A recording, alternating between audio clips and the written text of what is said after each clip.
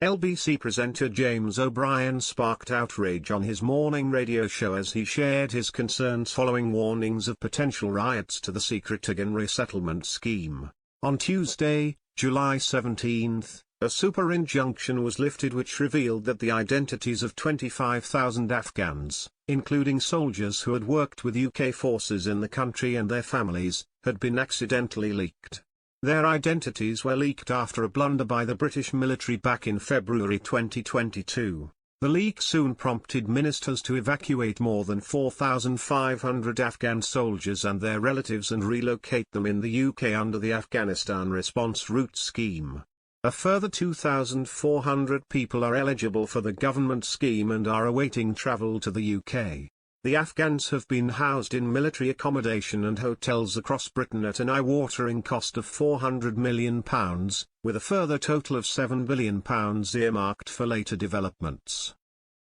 However, the previous Conservative government managed to successfully obtain a super injunction that blocked the news from reaching media outlets, leaving the public confused about the sudden influx of migrants across the country.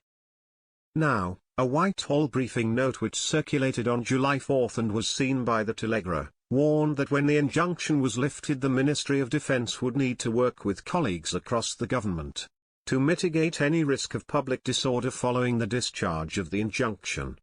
After the news hit the headlines, the 53-year-old broadcaster accused Nigel Farage and his mates for covering up the scheme. He told listeners, "I think they covered it up because the Tories created a population that was so enraged, with the help of Nigel Farage and his mates, and created a population that was so enraged by the existence of any refugee, any asylum seeker. I think they covered it up because they didn't want to be the people that had to tell the public we were going to look after 24,000 people who had potentially risked their lives to look after our boys in Afghanistan. Even today is being warned about potential riots because we may have to house people that helped our soldiers fight against the Taliban." The dad of two welcomed a political correspondent onto the show to discuss the risk of riots over the next few days. They informed listeners, there are concerns that it might spill out into public disorder.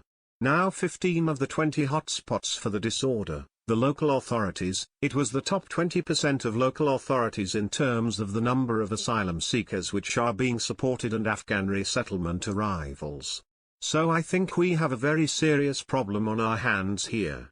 James then left viewers with a few questions to think about how the country has evolved in recent years, particularly towards immigrants moving to the UK. He asked, why on earth has the narrative, the discourse surrounding this story, already lurched into language like smuggling and migrants, when, in fact, it's allies and duty that we should be talking about?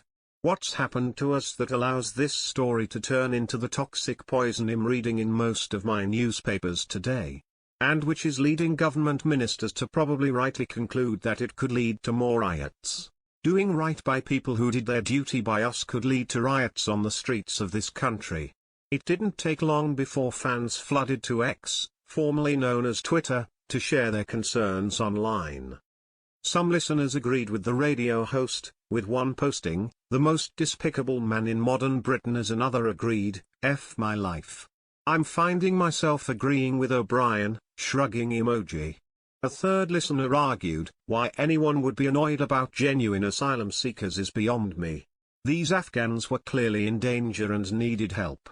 Meanwhile, one user asked, "Why was the government hiding this ST if there's nothing wrong with it?" Another chimed in with, "I don't agree with riots, but we should definitely be peacefully protesting in large numbers." A third wrote, "They are taking advantage, apparently 2,800 of them. That's ridiculous, it's them plus their large families."